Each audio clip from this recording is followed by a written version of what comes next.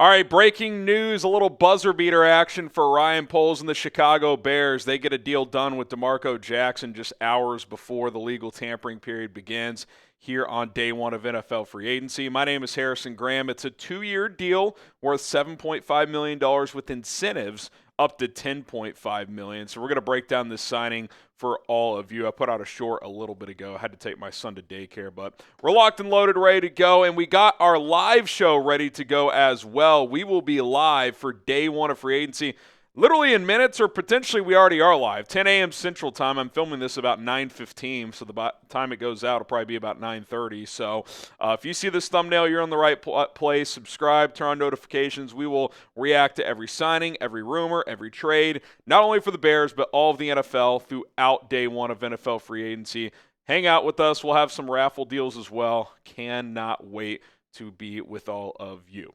All right, Demarco Jackson back in the fold. I like this move because he brought an element to the linebacker position that, honestly, TJ Edwards and Tremaine Edmunds didn't, and that was a speed element and a guy who held his own, if not played well, in coverage last year. And what did Ryan Poles say at the NFL Combine? We're looking to add speed on defense. So you get TJ Edwards, you get Demarco Jackson back in the fold. Obviously, Edwards coming back off his leg injuries, so hopefully he can come back and at least play fairly well. I still think they're going to add to this position, especially with Sewell with the Achilles injury there.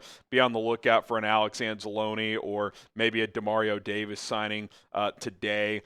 But for now, if you played in the game and everyone was healthy, TJ Edwards and Demarco Jackson, I think, would be your two starting linebackers. And I think there's a world where Demarco Jackson is a starting linebacker. If not, he's probably your Sam linebacker. He'll probably be your third guy.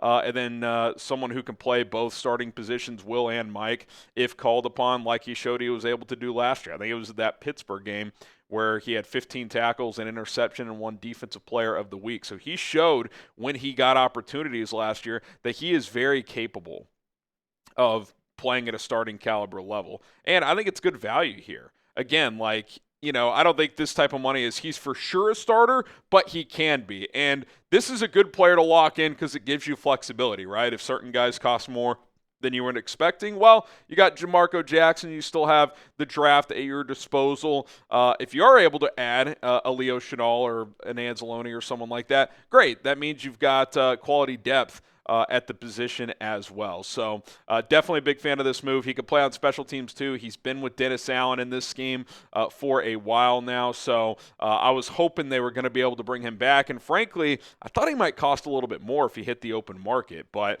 it was one of those deals where he probably didn't play quite enough to really generate a lot of buzz on the external free agent market. So the Bears able to lock him in. $3 million available in incentives if he plays well. That probably depends on playing time, so on and so forth. So excited to have Demarco Jackson back in the fold. One of two re-signings Ryan Poles has been able to make in the 24 hours leading up to NFL free agency.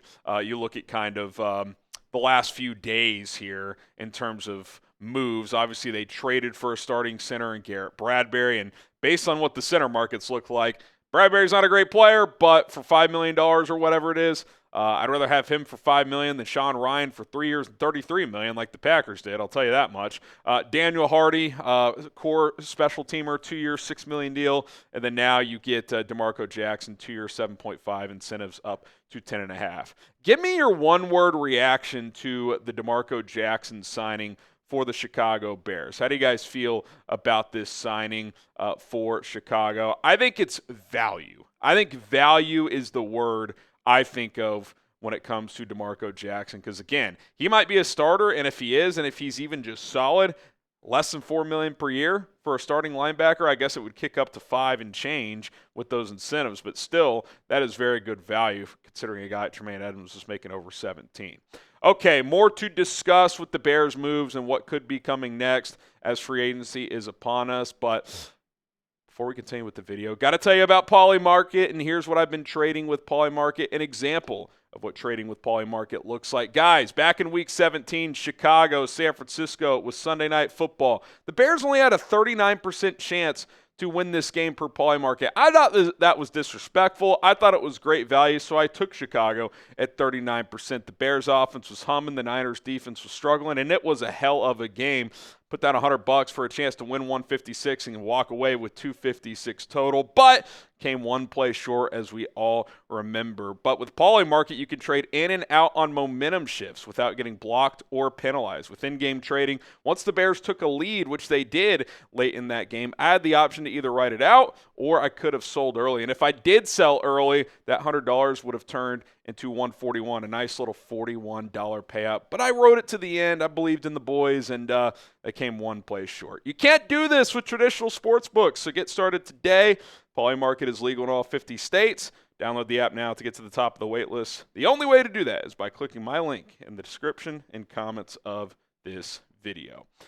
Okay, final thoughts on Demarco Jackson, and then let's explore what could be coming down the pipe for Chicago. I'm curious to see how this linebacker room comes together.